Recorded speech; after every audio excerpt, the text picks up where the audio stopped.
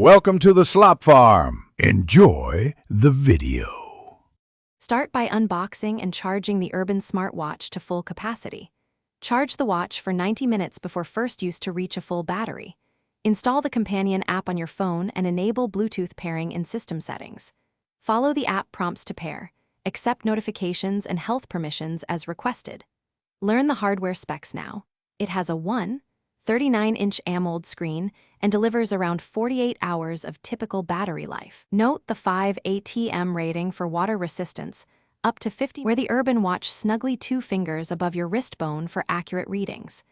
Enable notifications in the companion app to receive calls, messages, and calendar alerts on the wrist. Use the built-in GPS for outdoor routes. Expect roughly 3-5-meter accuracy on clear days.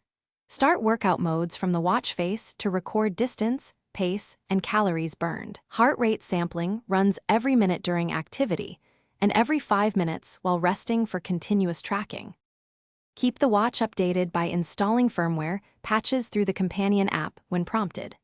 Update firmware over the app to keep features current and security strong.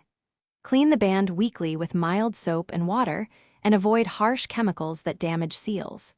Charge with the included magnetic puck.